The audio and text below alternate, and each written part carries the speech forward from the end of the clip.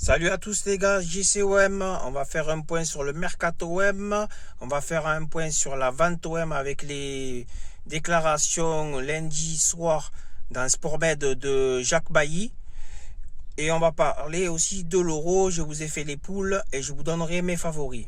On commence de suite avec le Mercato OM, avec deux joueurs, Gerson et Guendouzi, très proches de signal OM.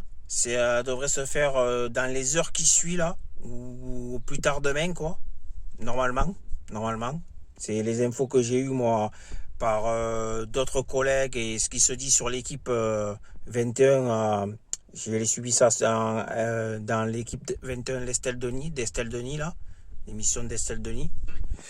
Donc le Mercato OM en ce moment, il y a, je vous ai dit Gerson et Guendouzi. Alors Gerson serait très proche de signal OM dans l'imminent, là c'est imminent quoi, avec un transfert qui s'avoisinerait à 30 millions d'euros avec bonus et 20% à la revente. C'est ce qui a été dit dernièrement quoi. Et pour Guendouzi, le joueur d'Arsenal qui a été prêté au Hertha Berlin cette saison, mais qui a fait d'énormes matchs puisqu'il a joué quasiment toute la saison avec le Hertha Berlin. Et même quand il était à Arsenal, il a quand même joué pas mal de matchs. Il a joué plus de 70 matchs joué avec Arsenal, quoi. Donc, c'est pas un remplaçant, quoi, les gars. C'est un très bon joueur. Le Guendouzi, je connais personnellement, puisque je l'ai vu jouer quand il jouait à Arsenal, quoi. C'est, c'est un joueur, c'est un chien, quoi. C'est un chien sur le terrain, quoi. Il est de partout, excusez-moi de l'expression, mais c'est un battant. Donc, je pense qu'il va nous faire du bien dans un poste de milieu défensif. Il va nous faire énormément de bien. C'est un joueur, il est partout, quoi, sur un terrain. Vous allez voir ça, enfin, pour ceux qui le connaissent pas, ne vous inquiétez pas, lui, il va mouiller le maillot. Alors, on va faire aussi un point parce que là, au niveau des transferts, c'est vraiment les deux joueurs qui sont attendus dans les jours qui arrivent, là, ou même c'est imminent, quoi. Donc, c'est vraiment les deux joueurs qui vont signer. Pour Guendouzi, juste une info, ça serait un transfert sec entre 12 et 15 millions d'euros. Voilà, c'est l'info qu'on a eue. Et ce serait un contrat de 4 ans. Voilà. Et pour Gerson, ça serait un contrat, je crois, si je me trompe pas, je vais pas dire de bêtises, de 5 ans. Apparemment, il touchera 3 fois le salaire qu'il touchait à Flamengo. Alors, je sais pas le salaire qu'il avait à Flamengo, mais c'est pour vous dire que il devrait toucher pas mal, quoi. Donc, il reste aussi les prix parce que je sais qu'il y a beaucoup de monde qui ont eu peur parce que hier, si vous voulez parler de ça, quoi. On parlait beaucoup du prix, surtout de l'Irola qui nous intéressait. Et hier, exactement au 31, au 31 minuit, c'est-à-dire au 31 minuit, au 1er juin à minuit, quoi. On était plus prioritaire sur l'option d'achat. Donc, apparemment, Langloria a rassuré. Vous inquiétez pas, ils sont vraiment en négociation avec la Fiorentina et pour l'Irola, quoi, ça devrait se faire aussi. Donc, on devrait conserver l'Irola. En plus, le joueur il veut rester, donc ça devrait pas poser problème avec la Fiorentina, quoi. Voilà, pour le Mercato OM, c'est tout. Donc, je vous tiens au courant dans des prochaines vidéos s'il y a d'autres joueurs qui sont susceptibles vraiment d'être approchés vraiment de près par l'OM ou quoi. Donc, voilà, pour le Mercato, c'est tout. Donc, on va parler de la vente OM. Alors, je sais pas si vous avez vu l'émission Sportmed sur Twix. Il y avait que Jacques Bailly. Jacques Bailly, c'est un journaliste du journal Martina. C'est un journal connu dans le monde du football, quoi. Et lui a déclaré qu'il y avait vraiment des contacts avec l'Arabie Saoudite pour cette vente OM et que il n'avait pas de souci, quoi, que il fallait être patient, quoi, comme je vous avais dit moi, et que ça allait se faire, les gars, ça va se faire. Donc soyez patients, quand je sais pas, mais ça devrait se faire. Voilà. C'est tout ce que j'avais à dire à propos de la vente et que dernièrement, ma cour devrait pas tarder à parler. Dans les prochains jours, voire la prochaine semaine, quoi, là, il devrait pas tarder à parler, ma courte. Donc, on saura plus ce qu'il en est de la vente, etc. Mais il y a de plus en plus de monde que ça parle et je pense que ça va se faire, moi, les gars. Après, j'ai pas dit que c'était sûr. Moi, après, comme vous les gars, je suis qu'un supporter. J'ai pas plus d'infos sur ça. Voilà quoi. Donc, écoutez, on va s'arrêter là pour l'OM. C'est tout ce qu'il y a actuellement. Et de toute façon, on en reparlera dans d'autres vidéos. Ne vous inquiétez pas pour ça. L'OM, ça a toujours été ma priorité et ça le sera toujours. Alors maintenant, on va parler de l'euro, les gars. Je vous avais promis que je vous ferais un spécial euro, donc ça commence maintenant. Alors, je vous ai fait les poules et je vous donnerai mes favoris par poule. Voilà. Sachant que pour l'euro, les gars, les 4 meilleurs troisièmes de l'euro seront qualifiés pour les huitièmes de finale. Donc, il y aura les 2 premiers de chaque groupe, là, plus les 4 meilleurs troisièmes des groupes, quoi, qui auront un huitième, voilà. Donc, groupe A. Le groupe A, il est composé de l'Italie, la Turquie, la Suisse et le Pays de Galles. Moi, dans mes favoris, j'ai mis l'Italie et la Turquie. Et je vois dans ce groupe-là, comme meilleur troisième, la Suisse. Donc, je vois pas le Pays de Galles passer. Le Pays de Galles qu'on va jouer ce soir en match amical. Le Pays de Galles qui a été demi-finaliste il y a 4 ans. Mais là, je le vois pas refaire un espoir pareil. Je le vois même pas passer dans cette poule. Peut-être que je me trompe, mais moi, je le vois pas passer. De toute façon, on connaît quoi du Pays de Galles? On connaît que Gareth Bale. Hein. C'est tout. Hein. Les autres joueurs, on les connaît pas, quoi. Hein. C'est pas... Après, voilà, quoi. Voilà dans ce groupe-là. Le groupe B, la Belgique, le Danemark, la Finlande et la Russie. Je vois la Belgique et la Russie passer. Donc, dans la logique, ça devrait passer, quoi. Voilà, il n'y a pas plus. Je vois pas de meilleur troisième dans ce groupe-là. Dans le groupe C, il y a l'Autriche, les Pays-Bas, la Macédoine et l'Ukraine. J'ai mis Pays-Bas. Logique, les Pays-Bas devraient passer, quoi. Et j'ai mis l'Ukraine en 2, quoi. Et je pense que je vois l'Autriche comme meilleur troisième. L'Autriche. Ça joue bien au ballon, l'Autriche. On les a pas beaucoup vu jouer. Moi, je les ai vus un petit peu et il y a du ballon quand même, l'Autriche. Donc, voilà ce que je pense dans ce groupe-là. Dans le groupe D, la Croatie, la République tchèque, l'Angleterre et l'Écosse. 1-1, alors là, je vois l'Angleterre. L'Angleterre que j'ai mis comme outsider. Les Anglais, je les vois aller très loin dans cet euro. La Croatie que j'ai mis, même si c'est pour moi un peu moins fort qu'en 2018 ou truc, je les sens un peu vieillissant la Croatie, vous me direz ce que vous en pensez. Mais j'ai mis quand même la Croatie, je vois pas la République tchèque ni l'Écosse créer une surprise dans ce groupe. Donc pas non plus de meilleur troisième dans ce groupe-là. Dans le groupe E, la Pologne, la Slovaquie, l'Espagne et le troisième, et la Suède, pardon, voilà. Et la Suède pour le quatrième. Je vois la Pologne et l'Espagne passer. Et comme meilleur troisième, la Suède. En fait, j'ai hésité entre la Suède et la Pologne pour la deuxième place dans ce groupe. Mais, allez, par affectif, j'ai dit la Pologne parce qu'on sait très bien qu'il y a Milic qui joue là-bas et c'est pour ça que j'ai dit la Pologne. Après, tout en restant objectif, je pense quand même que l'attaque de la Pologne est supérieure à celle de la Suède. Avec Lewandowski et Milic, je pense que c'est supérieur à l'attaque de la Suède.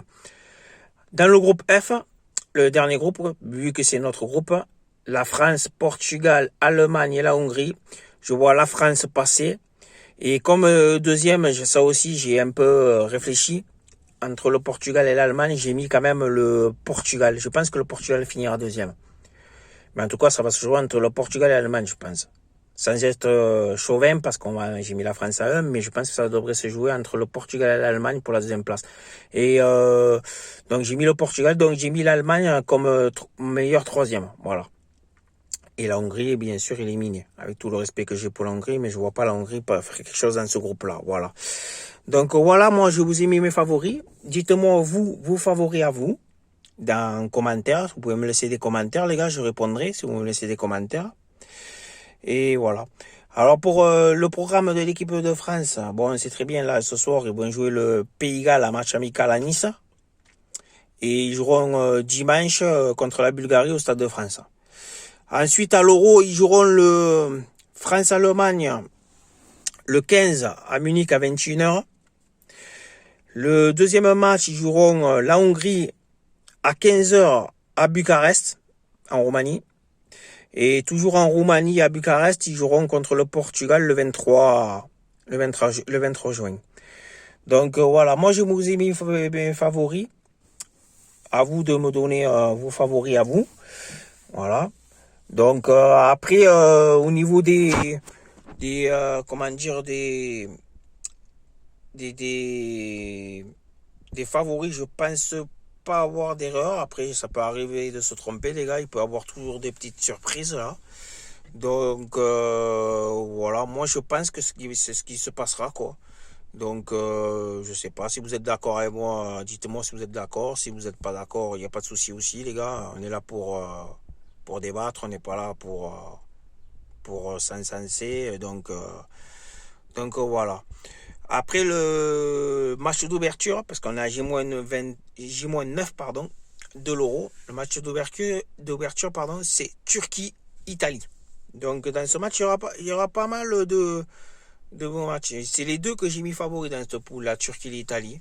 Et j'ai mis la Suisse en troisième. Donc après, ça peut être la Suisse qui passe à la place de la Turquie. Mais pas de l'Italie. Je pense que l'Italie passera. Mais bon, ça va être. Je pense qu'il va y avoir des bons matchs et on va se régaler avec cet Euro, je pense. Donc voilà. Après, le truc que j'aime pas trop dans cet Euro, c'est qu'on va jouer dans plusieurs pays, les gars. Moi, j'aime bien quand il n'y a qu'un seul pays qui organise, je trouve que c'est mieux pour le pays en question, donc c'est beaucoup mieux. En plus, il y a moins de trajets pour les supporters qui vont se déplacer, pour les pays aussi, enfin pour les joueurs, quoi. Donc je trouve que c'est mieux dans un seul pays, mais bon, après, c'est comme ça, on n'a pas le choix, quoi. Donc voilà. Alors, je vous ferai une autre vidéo je pense, dans la semaine, là, ou peut-être lundi. Après les deux matchs de l'équipe de France, comme ça, on aura de quoi débattre des deux matchs de préparation des Bleus. Après, je vous ferai une vidéo s'il y a du nouveau au niveau de l'OM, si ça a accéléré pour notre transfert, si après, on va reparler de ça, mais si la vente est aptée avant et qu'il y a une annonce avant, quoi. Mais ne vous inquiétez pas, de toute façon, ma cour devrait éclaircir un peu tout ça. Il devrait pas tarder à parler. Ça fait 2 semaines qu'il est là, ma courte. Il était descendu déjà là, lors de la dernière journée à Metz, ça. Et pour le moment, la première semaine, apparemment, il finalise tous les derniers détails et tout. D'après ce qui a été dit par Jacques Bailly. Après, moi, je suis pas Jacques Bailly, quoi. Lui, c'est annoncé, quoi. Donc il réglerait les derniers détails et possible qu'il parle dans les prochains jours, là.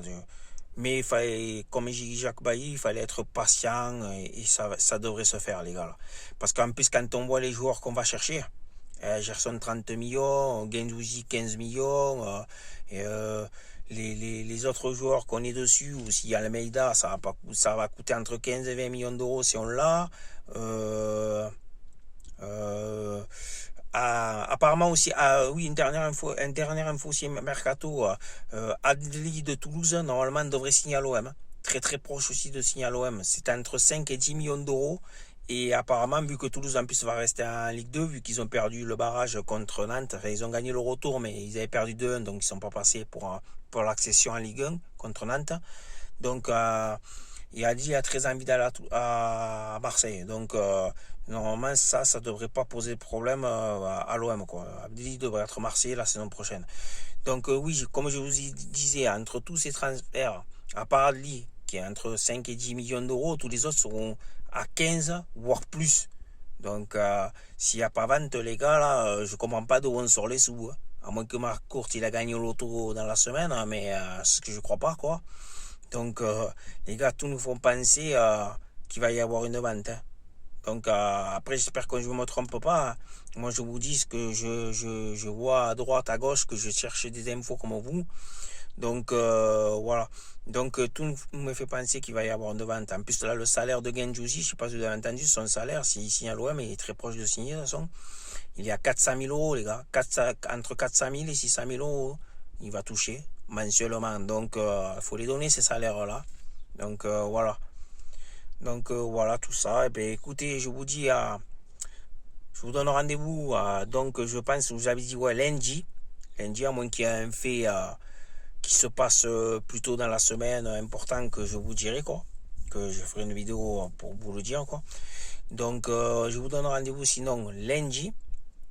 On fera un débriefing des deux matchs de l'équipe de France. On verra comment l'équipe de France a évolué. Normalement, elle devrait jouer ce soir en 4-3-3, pardon, avec Griezmann, Mbappé et Benzema. Donc, devant. Donc, on fera ouais, tout ça en débriefing. On verra comment, comment dire, les joueurs que vous avez trouvé bons, les joueurs que vous avez trouvé moins bons. Mais à mon avis, il y aura beaucoup de joueurs que vous avez trouvé bons parce que quand même en sélection, au niveau des Bleus, c'est quand même, il n'y a que des bons joueurs là. Là, c'est pratiquement les meilleurs joueurs à leur poste au monde. Donc, voilà, on fera tout ça. Donc je vous dis à lundi. Je vous souhaite à tous une très très bonne journée. Et s'il vous plaît les gars, je sais que je me répète, mais c'est très important pour moi que vous vous abonnez et que vous mettez le petit pouce bleu. C'est très important pour moi, pour les vues et tout. Donc ça me fait un peu évoluer. Donc s'il vous plaît, pensez-y. Bon ben je vous souhaite une très très bonne journée. Et à lundi les gars. Ciao ciao. Ciao.